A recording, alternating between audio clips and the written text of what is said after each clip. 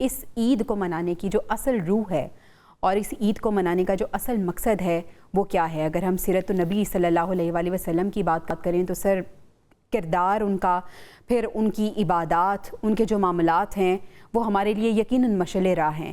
کیا ہم سیرت طیبہ کے مطابق زندگی گزار رہے ہیں؟ بسم اللہ الرحمن الرحیم۔ سب سے پہلے تمام عالم اسلام کو جشن عید میلاد النبی صلی اللہ علیہ وآلہ وسلم بہت بہت مبارک ہو۔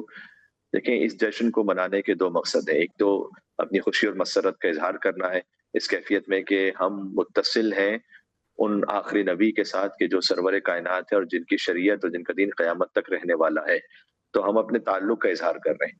دوسرا، لازمی سی بات ہے کہ جب کسی کی مدح و ثنا کی جاتی ہے، کسی کی نعت پڑھی جاتی ہے، جو حضور مکرم صلی اللہ علیہ وسلم کا ذکر ہوتا ہے، تو خود بخود اس میں لقد کان لکم فی رسول اللہ اسوۃ حسنہ، تمہارے لیے اسوہ حسنہ ہے حضور مکرم کی زندگی۔ بے شک۔ تو فقط لقلقہ لسانی کی حد تک تو یہ نہیں ہو سکتا کہ ہم جشن کو منا لیں، اس کے بعد میری نگاہیں کیسی ہیں، میرے ہاتھ کیسے ہیں، پیر کیسے ہیں، وجود کیسا ہے، میرے معاملات کیسے ہیں، اخلاقیات کیسی ہے، تو یہ دونوں چیزیں ساتھ ساتھ ہیں باہم میں۔ قرآن میں نعت مصطفیٰ صلی اللہ علیہ وسلم کا بھی ذکر ہے، یعنی اللہ سبحانہ و تعالیٰ نے کسی نبی کے جسم کے عضو کے ایک ایک حصے کو الگ سے شان بیان کر کے ذکر نہیں کیا۔ مثلا حضرت یوسف علیہ السلام کا تو حسن ہی مشہور ہے، لیکن ان کا چہرہ الگ سے ذکر نہیں کیا اللہ نے، کہ مثلا یوسف کا چہرہ یا حضرت عیسیٰ کے ہاتھ یا مثلا موسیٰ کے پیر۔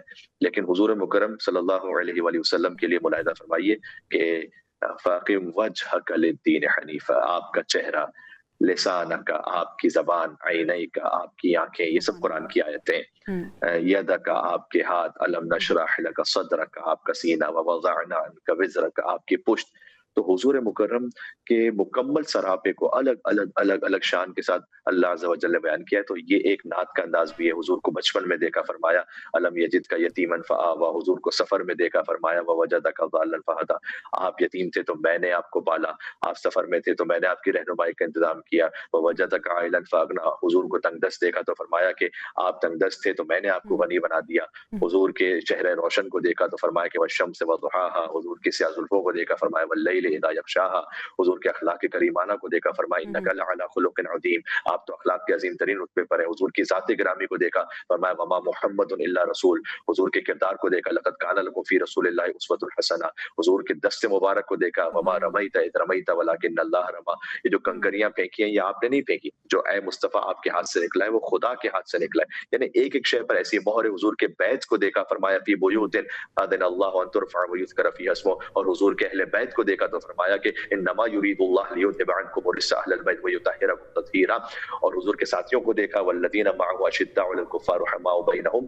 تو ایک ایک پہلو کا اللہ سبحانہ وتعالیٰ نے ذکر فرمایا ہے۔ تو نعت بھی ہے اس میں ہماری اس سے وابستگی کا اظہار بھی ہے، لیکن ساتھ ہی ساتھ اس بات کے لیے بھی کہ جب میری زبان کہتی ہے یا رسول اللہ، تو میرا پورا وجود، اس کا جو کردار ہے وہ کہنا چاہیے کہ میں کتنا سچا عاشق ہوں، میں ملاوٹ تو نہیں کر رہا، میری نگاہیں کیسی ہیں، میں دھوکہ تو نہیں دے رہا، میں قرض لے کے کھا تو نہیں جاتا، قطع رحم تو نہیں کرتا، میں بہنوں کا حق ادا کرتا ہوں، بیٹیوں کا حق ادا کرتا ہوں، وراثت میں یہ حق ادا نہیں کرتا ہوں۔ تو یہ جو سارے معاملات ہیں جب تک کہ ان کی اصلاح نہ ہو تو ٹھیک ہے، ایک جوش ایمانی تو فقط رہ جائے گا، لیکن جب تک اس کی عملی تصویر سامنے نہ آ پائے تو قرآن کی اس روح پر، اسپرٹ پر عمل نہیں ہو پائے گا۔ بالکل صحیح، بالکل